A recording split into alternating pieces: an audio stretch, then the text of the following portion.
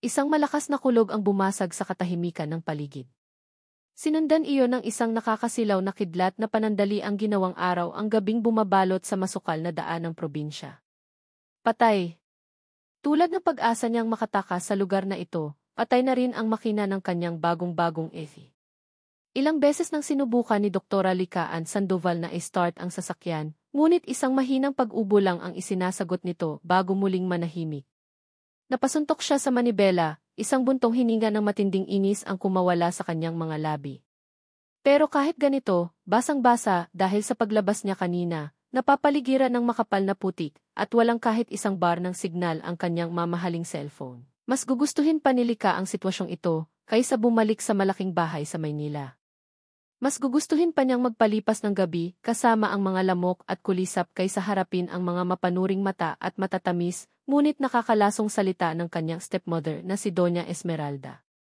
Ang pagtakas na ito, ang pagpapatayo ng maliit na klinika sa malayong bayan ng San Felipe, ito ang kanyang huling baraha para sa kalayaan. Ngunit sa unang araw pa lang, tila pinaglalaruan na siya ng tadhana. Muli niyang sinulyapan ang cellphone.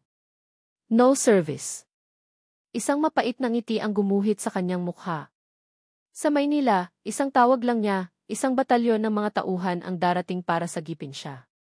Dito, wala siyang ibang kasama kundi ang walang tigil na pagbuhos ng ulan at ang sarili niyang lumalaking pagkainit. Napatingin siya sa labas. Ang dating kalsadang lupa ay isa ng ilog ng putik.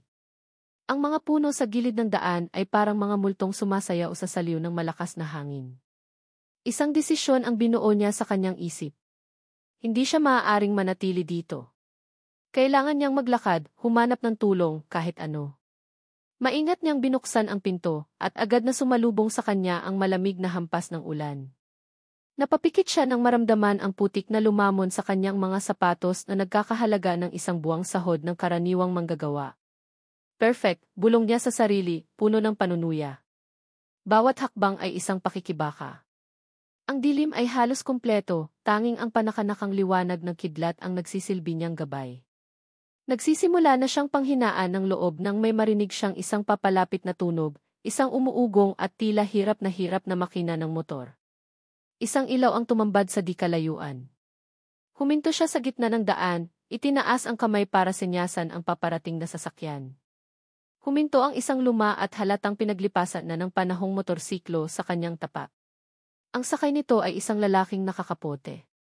Itinaas nito ang visor ng kanyang helmet. Sa liwanag na nagmumula sa motor, nakita ni Lika ang mukha nito, isang mukhang pamilyar sa mga probinsya. May kaitiman ang balat, magaspang dahil sa sikat ng araw, ngunit may mga matang tila nangungusap. Mukhang kailangan niyo po ng tulong, ma'am, sabi ng lalaki. Ang boses nito ay kalmado, malalim, at may kakaibang init sa kabila ng lamig ng gabi. Imbes na magpasalamat, ang unang lumabas sa bibig ni Lika ay ang kanyang pagdududa. Sino ka? Anong kailangan mo? Tanong niya, ang boses ay matigas at malamig. Sanay siya sa Maynila kung saan ang bawat estranghero ay isang potensyal na banta. Bahagyang humiti ang lalaki, tila hindi ininda ang kanyang pagiging masungit. Ako po si Ramon. Guro dito sa San Felipe. Napadaan lang, pauwi na sana. Nakita kong may nakahintong sasakyan. Isang guro. Bahagyang kumalma si Lika, ngunit hindi pa rin nawala ang kanyang pagiging arogante. Sira ang sasakyan ko. May mekaniko ba sa bayang ito? O lahat di kalabaw pa rin ang transportasyon dito? Ang mga salita ay lumabas na maihalong pangmamaliit. Hindi nagbago ang ekspresyon ni Ramon, ngunit may kakaibang kislap sa mga mata nito nang sumagot. Hindi po kami napag-iwanan ng panahon, doktora. Sadyang mas simple lang ang buhay dito. May mekaniko po sa bayan pero sarado na siguro sa ganitong oras. Napansin ni Lika ang pagtawag nito sa kanya ng doktora. Marahil ay nabasa nito ang pangalan sa tarpaulin na nakakabit sa likod ng kanyang sasakyan, nag-aanunsyo ng pagbubukas ng bago niyang klinika. So anong gagawin ko? Maghihintay hanggang bukas, iritableng tanong niya. Kung gusto niyo po, maaari kong itulak ang sasakyan niyo papunta sa garahe ni Mang Berto. Hindi kalayuan mula dito. Doon, kahit papaano, hindi kayo mababasa ng ulan habang naghihintay. Tiningnan ni Lika ang lalaki mula ulo hanggang paa, pagkatapos ay ang kanyang malaking isi. Kaya mo, tanong niya, hindi maitago ang pag-aalinlangan. Isang tipid na ngiti lang ang isinagot ni Ramon. Subukan po natin. Walang ibang pagpipilian si Lika. Sumakay siya ulit sa driver's seat habang si Ramon ay pumwesto sa likod. Naramdaman niya ang unti-unting paggalaw ng sasakyan. Sa bawat tulak ni Ramon, naririnig niya ang bahagyang pag-ungol nito dahil sa bigat. Sa rearview mirror, nakita niya ang determinasyon sa mukha nito, ang mga braso nitong naninikip dahil sa puwersa. May kung anong kumurot sa kanyang dibdib, isang pakiramdam na hindi niya pinansin. Matapos ang tila walang katapusang 10 minuto, narating nila ang isang maliit na garahe na may bubong na yero. Agad na ipinasok ni Ramon ang sasakyan sa loob. Pagbaba ni Lika, nakita niya si Ramon na nakasandal sa pader, habol ang hininga, basang-basa sa ulan at pawis. Kumuha si Lika ng wallet mula sa kanyang bag, salamat. Magkano, tanong niya, handa nang bayaran ang serbisyo nito. Ito ang paraan niya ng pakikitungo sa lahat ng bagay. Lahat ay may presyo. Tumingin si Ramon sa kanya, pagkatapos ay sa perang inilalabas niya. Umiling ito ng dahan-dahan. Ang mga mata nito ay seryoso na ngayon, wala na ang bahagyang ngiti kanina. Hindi ko kailangan ng bayad, doktora. Napakunot ang noo ni Lika. Ano? Walang libre sa mundo ngayon. Tumayo ng tuwid si Ramon at nagsimulang maglakad pabalik sa kanyang motor na nakaparada sa labas. Huminto ito bago tuluyang lumabas sa silong. Humarap itong muli sa kanya, at sa pagkakataong ito, ang mga mata nito ay tila tumatago sa pader na matagal na niyang binuo sa paligid ng kanyang puso. Sa San Felipe, doktora, hindi lahat nabibili ng pera. Minsan, kailangan mo rin ng konting kabutihang loob. Pagkasabi noon, isinuot niyang muli ang kanyang helmet, pinaandar ang motor, at sumuong pabalik sa malakas na ulan, iniwan si Lika na nakatayo roon, nag-iisa, nalilito, at sa kauna-unahang pagkakataon sa mahabang panahon. Hindi alam kung ano ang dapat sabihin o maramdaman. Ang huling mga salita ng estrangherong guro ay umalinggaw sa kanyang isipan, mas malakas pa kaysa sa kulog na patuloy na yumayanig sa kalangitan. Sige na, Kiko, konti na lang. Isang subo na lang para lumakas ka. Buong pasensyang hinimok ni Ramon de Leon ang kanyang munting estudyante. Nakahiga si Kiko sa isang lumang banig sa sulok ng kanilang silid-aralan, ang nooy pinagpapawisan kahit pa kanina pa niya ito pinupunasan ng basang bimpo. Tanghali na at nagsiuwian na ang ibang mga bata, ngunit nanatili si Ramon para bantayan ang batang bigla na lang nilagnat ng mataas. Ayoko po, sermon, masakit po ang lalamunan ko, mahinang sagot ng bata, ang mga mata ay halos hindi na maidilat. Hinaplos ni Ramon ang buhok ni Kiko. Sa loob ng 5 taon niyang pagtuturo sa San Felipe, ang mga estudyante niya ay hindi lang basta mga mag-aaral. Sila ay naging parang mga anak na rin niya. Alam niyang nasa bukid ang mga magulang ni Kiko at mamayang hapon pa ang uwi, kaya't responsibilidad niya itong alagaan. Muli niyang dinama ang noo ng bata. Mas uminit pa kaysa kanina. Isang kaba ang gumapang sa kanyang dibdib. Hindi ito ordinaryong lagnat lamang. Halika, Kiko. Dadalhin kita sa doktor, sabi niya, ang boses ay puno ng determinasyon. Agad niyang binuhat ang payat na katawan ng bata. Habang naglalakad siya palabas ng paaralan, naalala niya ang bagong bukas na klinika sa may bayan. Sandoval Medical Clinic, iyon ang nakasulat sa malaking tarpaulin na nakita niya kagabi, ang mismong tarpaulin na nakakabit sa sasakyan ng supladang doktora mula sa Maynila. Napabuntong hininga si Ramon. Wala siyang panahon para mamili. Ang kalusugan ni Kiko ang pinakamahalaga. Mabilis ang kanyang mga hakbang patungo sa klinika.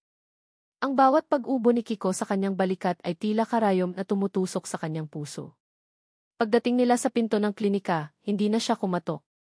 Dahan-dahan niyang itinulak ang pinto at pumasok. Malamig ang sumalubong sa kanya, amoy alkohol at gamot. Malinis at puting-puti ang paligid, ibang-iba sa simpleng health center ng bayan. Isang babaeng nakaupo sa likod ng isang mesa ang tumayo para salubungin sila. Nakaunipormeng puti ito, ang buhok ay nakapusod ng maigi at maisuot na salamin. Nang mag-angat ito ng tingin, kapwa sila natigilan. Iyon siya. Ang babaeng may sirang kotse kagabi. Ang babaeng tinulungan niya sa gitna ng malakas na ulan.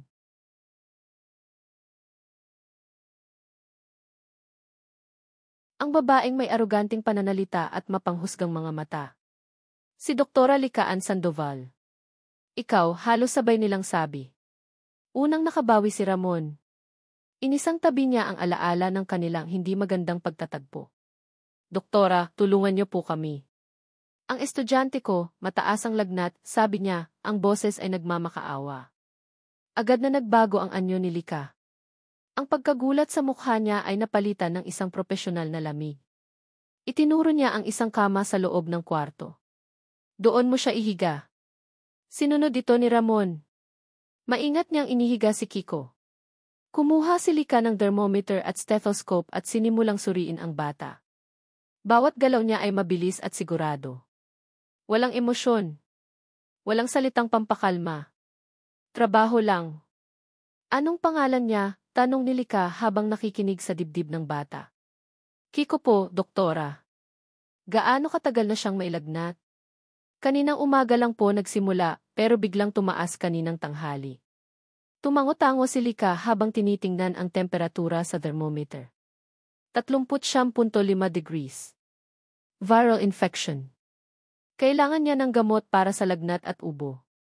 Bibigyan kita ng reseta. Tumayo siya at nagsimulang magsulat sa isang papel. Napatingin si Ramon kay Kiko na hirap sa paghinga. Hindi siya mapalagay sa tila simpleng pagsusuri ng doktora. Hindi ba siya dapat ay confined, doktora? Masyadong mataas ang lagnat niya, hindi niya napigilang itanong. Huminto sa pagsusulat si Lika at tumingin sa kanya, ang mga mata ay tila nagsasabing, sino ka para questionin ako? Sir, isa itong viral infection. Hindi kailangan ng confinement maliban na lang kung magkaroon ng komplikasyon. Ang kailangan niya ay gamot, pahinga at maraming tubig. Naiintindihan mo ba? Ang paraan ng pagsasalita ni Lika ay parang nagpapaliwanag sa isang taong walang alam. Nasaktan ang amor proprio ni Ramon. Naiintindihan ko, doktora. Nag-aalala lang ako para sa kanya. Ginagawa ko ang trabaho ko, Sir Ramon. At ang trabaho ko ay gamutin siya. Hindi aliwin ang pag-aalala mo, matigas niyang sagot, bago iniabot ang reseta. Mabibili yan sa butika sa kanto. Walang nagawa si Ramon kundi tumango. Binuhat niyang muli si Kiko.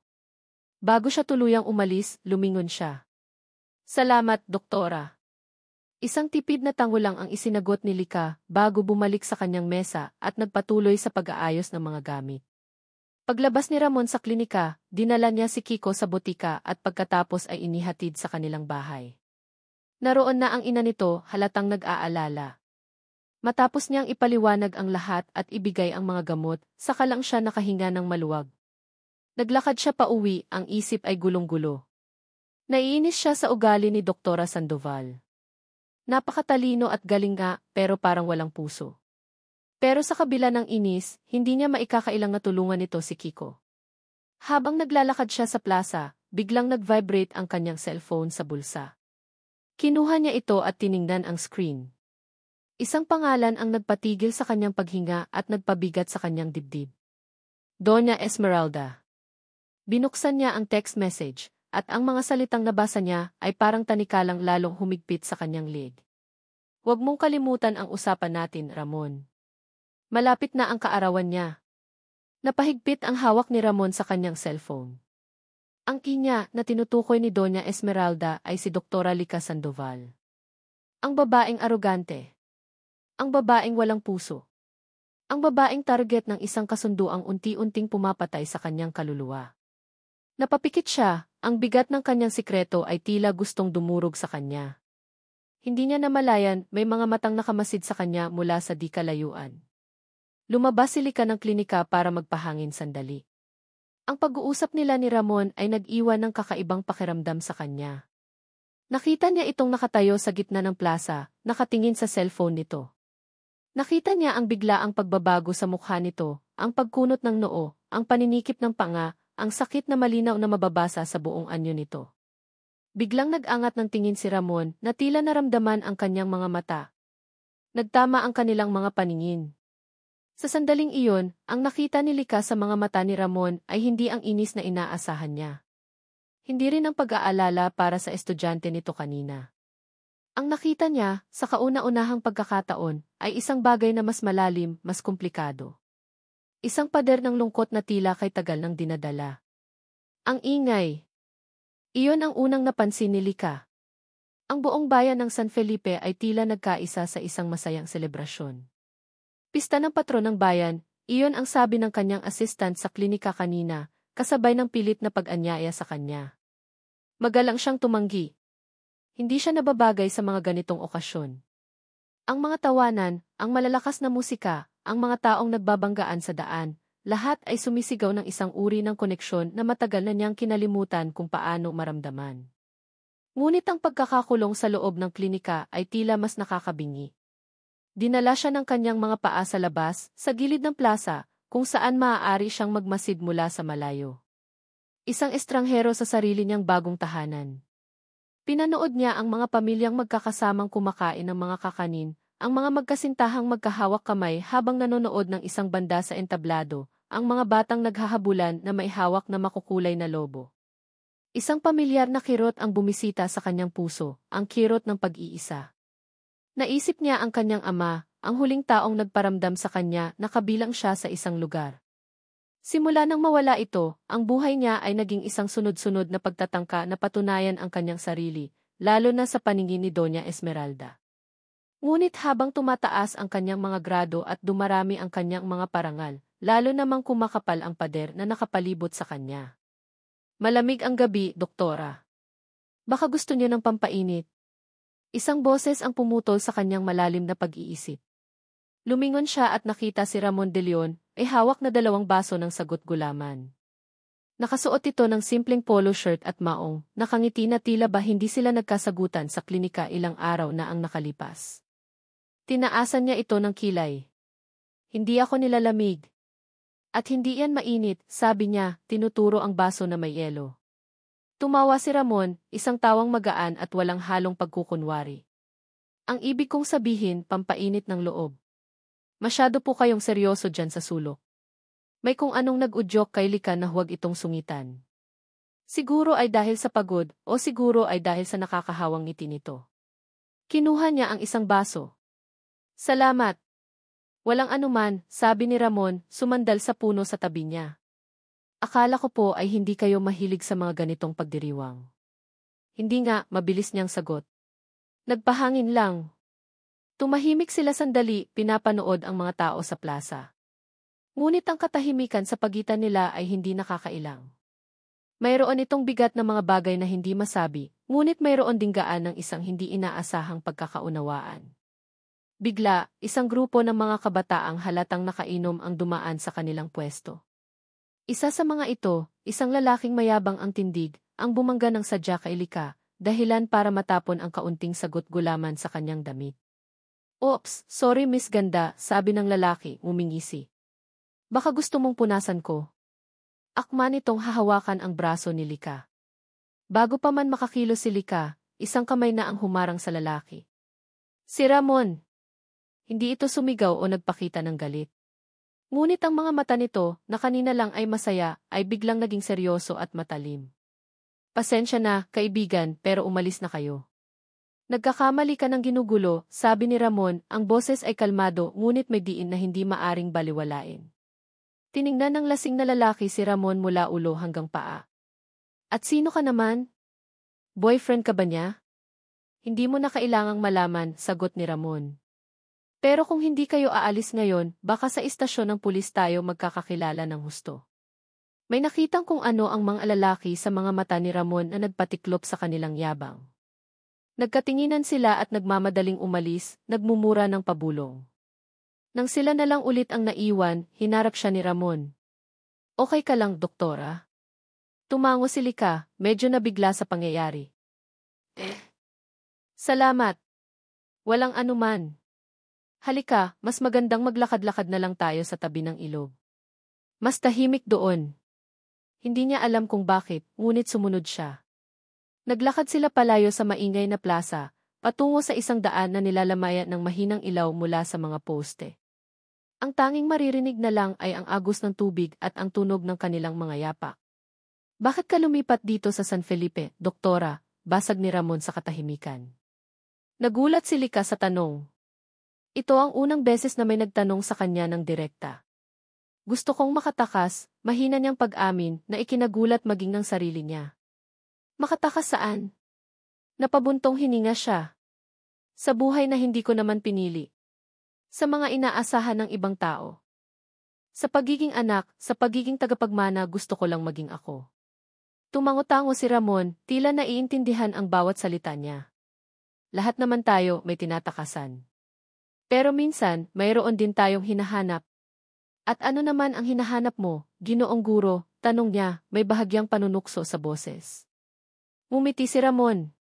Simpleng buhay lang. Isang dahilan para gumising sa umaga.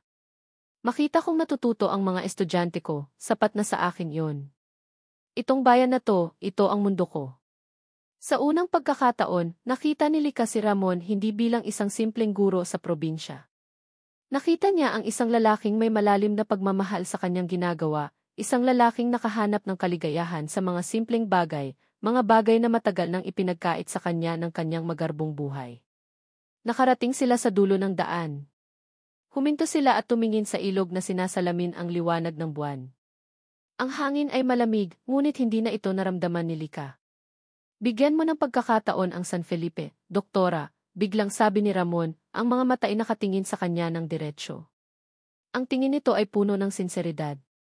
At baka bigyan mo na rin ako ng pagkakataon. Natigilan si Lika. Ang mga salitang iyon ay tila isang malambot na panyong pumunas sa yelong bumabalot sa kanyang puso. Walang sinumang nangahas na kausapin siya ng ganoon, nang walang takot, nang walang pagkukunwari. Hindi siya nakasagot. Nakatitig lang siya kay Ramon habang ito ay dahan-dahang tumalikod at nagsimulang maglakad palayo.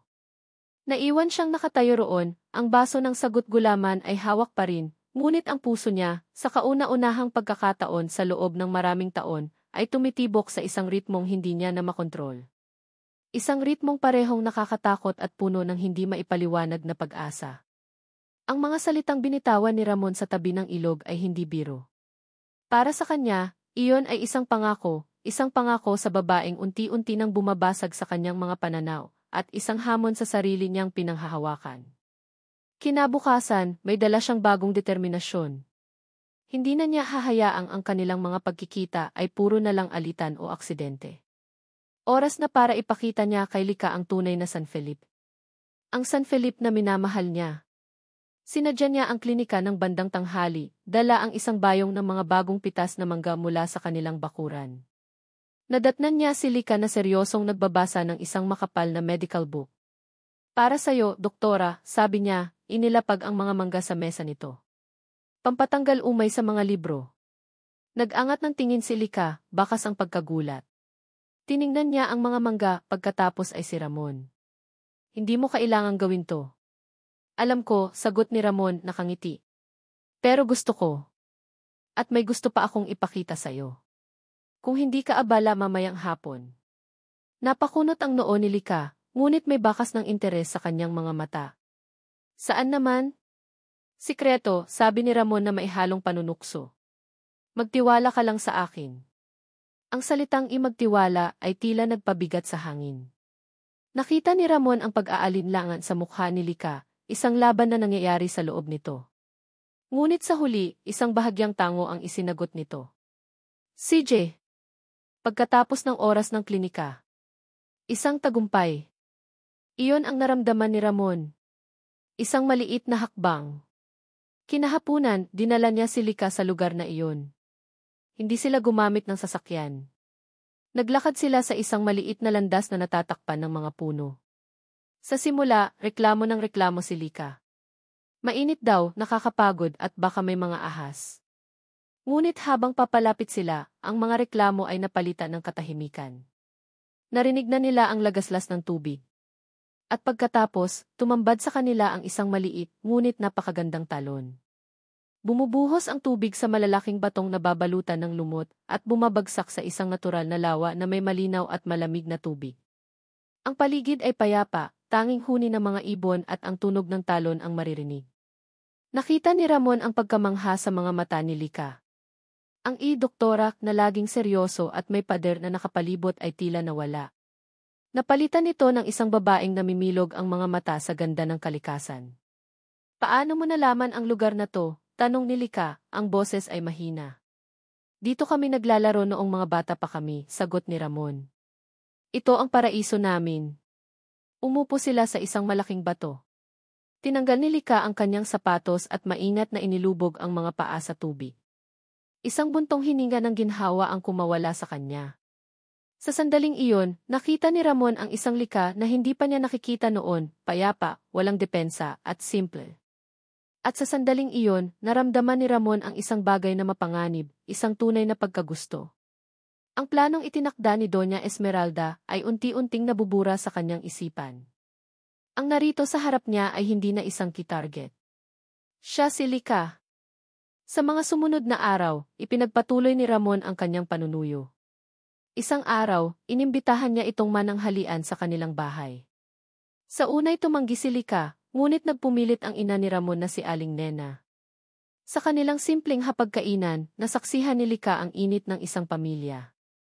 Ang malakas na tawanan ng ama ni Ramon, ang maalagang pag-aasikaso ng ina nito, ang mga kwento ng simpleng buhay sa probinsya.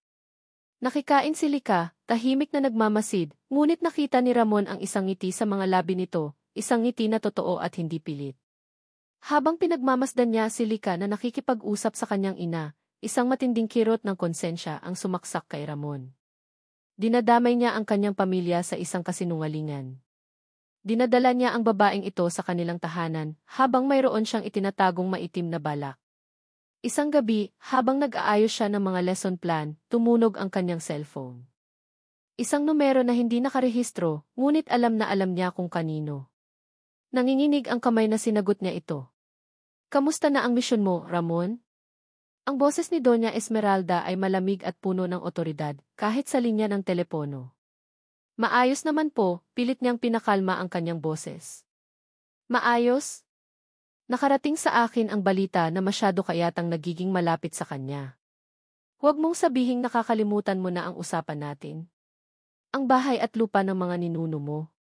Bawat salita ay parang latigo. Hindi ko po nakakalimutan. Mabuti kung ganoon. Siguraduhin mong sa kaarawan niya, sa susunod na buwan, handa ka nang basagin ang puso niya. Gusto kong makita siyang umiiyak. Gusto kong isumpa niya ang araw na nakilala ka niya. Malinaw ba? Opo, halos pabulong niyang sagot. Pagkababa ng tawag, napasuntok siya sa mesa. Ang tamis ng mga sandaling kasama niya si Lika ay biglang napalitan ng pait ng katotohanan. Ginagamit niya ito. Niloloko niya ito. At ang pinakamasakit sa lahat, niloloko na rin niya ang sarili niya.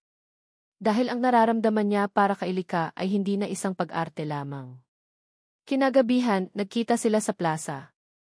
Nag-aya siyang maglakad-lakad sa ilalim ng mga bituin. Umupo sila sa isang bangko, magkatabi, sa isang komportableng katahimikan. Alam mo, Mon, biglang sabi ni Lika, nakatingala sa langit. Sa buong buhay ko, ngayon lang ako nakaramdam ng ganito ng kapayapaan. Nang pakiramdam na masaya lang ako. Walang hinihiling, walang kailangang patunayan. Lumingon ito sa kanya, ang mga mata nito ay kumikinang sa liwanag ng buwan, puno ng isang emosyon na hindi pa niya nakikita dati, tiwala. Totoo ba lahat ng ito, Mon? Tanong nito, ang boses ay halos isang bulong. Itong mga ngiti mo, ang kabaitan mo lahat ba totoo? Ang tanong na iyon ay parang isang punyal na direktang tumusok sa puso ni Ramon. Ang buong kaluluwa niya ay gustong sumigaw ng hindi. Nagsimula ito sa isang kasinungalingan. Ngunit ang mga salita ay hindi lumabas. Tinitigan niya ang mga mata ni Lika, mga matang umaasa ng isang sagot na magpapatunay sa kaligayahang nararamdaman nito. Napalunok siya, pilit na pinipigilan ang panginginig ng kanyang mga labi. Pinilit niyang ngumiti. Lika. Totoo. Ang salitang TE ay ang pinakamalaking kasinungalingang binitawan niya sa buong buhay niya.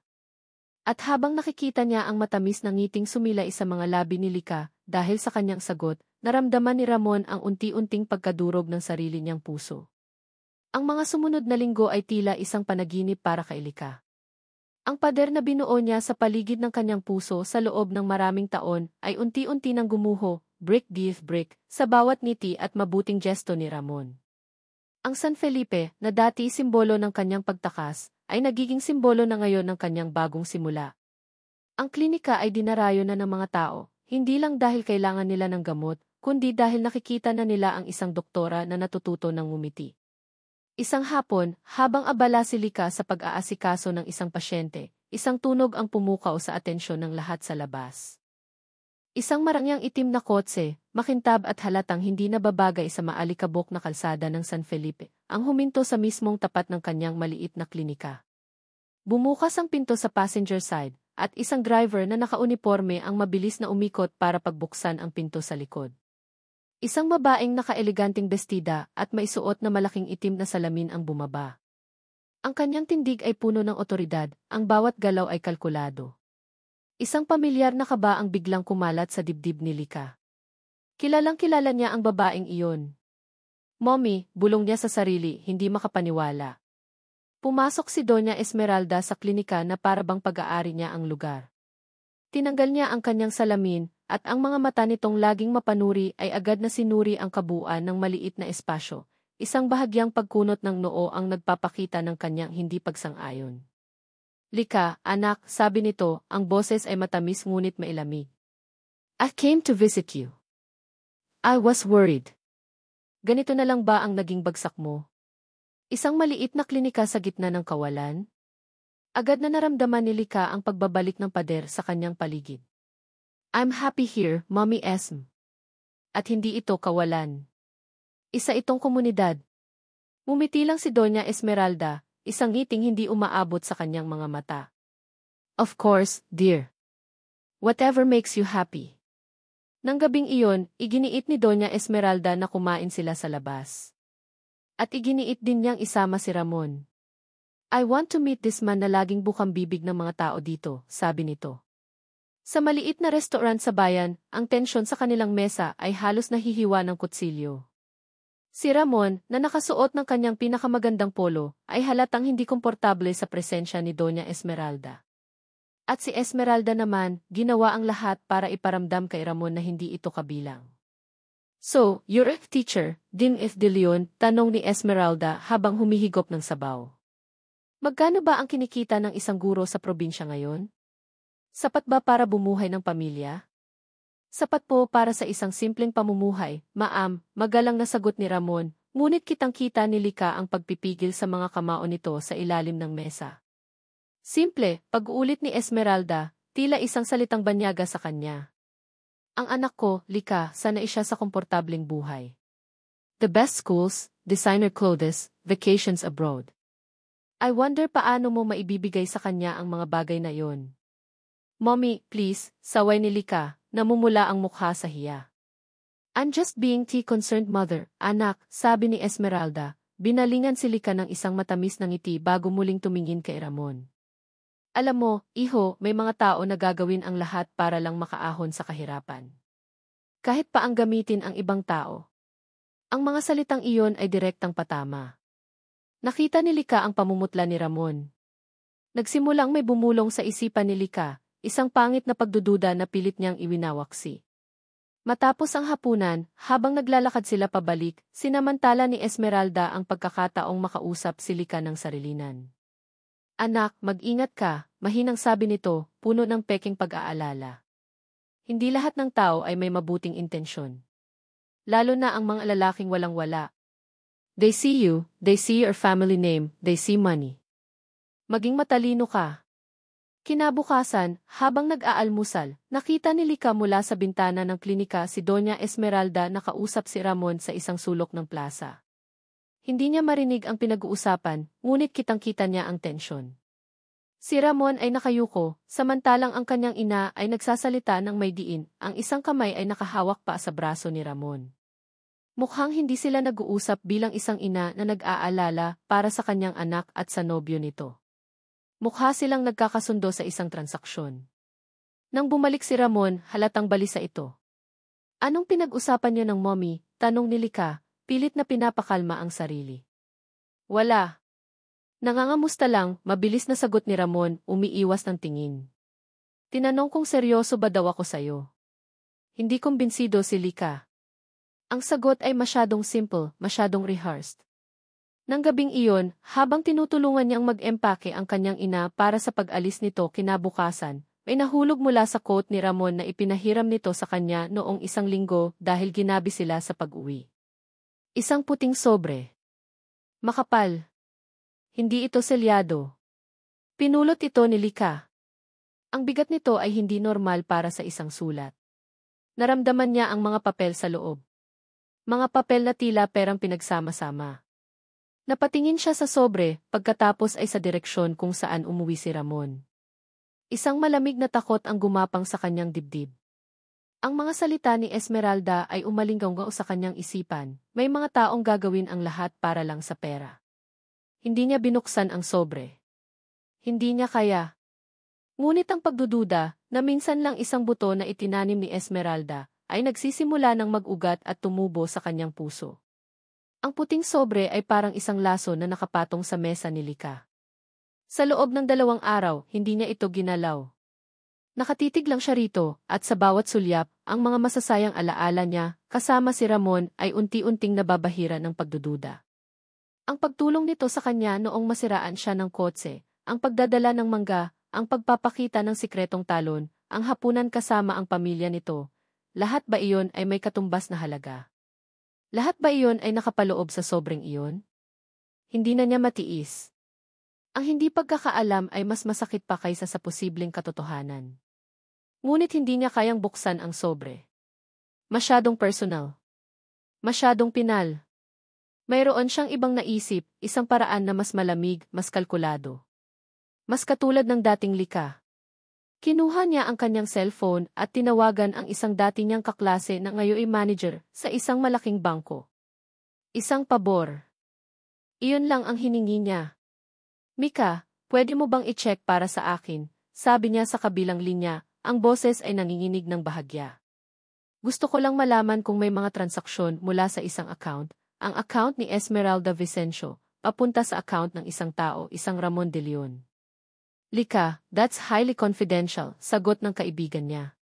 Please, Mika. It's important. And my life depends on it, pagmamakaawa ni Lika. Isang bagay na bihirang-bihira niyang gawin. Pumayag si Mika. 1 oras lang, sabi nito.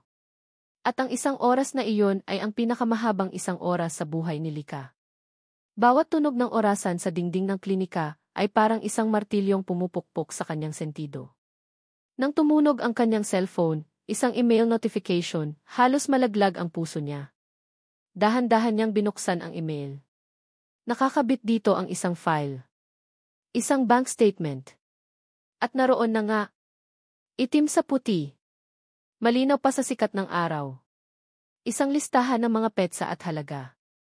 Mga regular na deposito mula sa account ni Doña Esmeralda papunta sa account ni Ramon de Leon. Hindi maliliit na halaga. Malalaki. Sapat na para bumili ng bagong motor o magpaayos ng bahay o bumili ng katapatan ng isang tao. Pero ang pinakamasakit ay ang mga petsa. Ang unang deposito, 1 araw matapos siyang dumating sa San Felipe. Ang sumunod, 1 araw matapos siyang iligtas ni Ramon mula sa mga lasing sa pista. Ang pinakahuli at pinakamalaki, 1 araw matapos umalis si Doña Esmeralda. Napatakip si Lika sa kanyang bibig, pinipigilan ang isang hikbi na gustong kumawala. Ang bawat alaala na pinakaiingatan niya ay biglang naging isang eksena sa isang masalimuot na dula. Isang dulang siya ang bida, ngunit siya rin pala ang nag-iisang manonood na walang kamalay-malay. Pinrint niya ang bank statement. Ang bawat pahina ay parang isang patunay ng kanyang katangahan. Hinintay niya si Ramon. Alam niyang darating ito, gaya ng dati, dala ang kanyang mga ngiti at matatamis na salita. At dumating nga ito, may dalang isang tangkay ng ligaw na bulaklak. Para sa pinakamagandang doktora ng San Felipe, sabi nito, ang ngiti ay kasing init ng dati. Ngunit para kay Lika, ang ngiting iyon ngayon ay parang isang maskara. Isang pangit na maskara. Hindi niya kinuha ang bulaklak. Sa halip, inilapag niya ang mga nakaprint na papel sa mesa sa kanilang pagitan. Dahan-dahan. Bawat papel ay may bigat ng 1,000 kasinungalingan. Napakunot ang noo ni Ramon. Tiningnan niya ang mga papel. Nakita ni Lika ang unti-unting pagbabago sa kanyang mukha, mula sa pagkalito, hanggang sa pagkabigla, at sa huli, sa isang hindi maikakailang pamumutla. Nag-angat ito ng tingin sa kanya, ang mga mata ay nanlalaki, puno ng gulat. Lika. I can explain, sabi nito, ang boses ay nautal. Explain, malamig na tanong ni Lika, ang boses ay walang emosyon, ngunit ang puso niya ay sumisigaw sa sakit. Ano to, Ramon? Itinuro niya ang mga papel. Bayad para sa pag-arte mo. Magkano ba ang presyo ng pag-ibig mo? Sabihin mo sa akin para malaman ko kung gaano ako kamahal. Hindi totoo yan, Lika. Hindi ganyan. Hindi ganyan, tumaas ang boses ni Lika, ang kontrol niya ay unti-unti nang nawawala. Nakikita ko, Ramon. Nakasulat dito.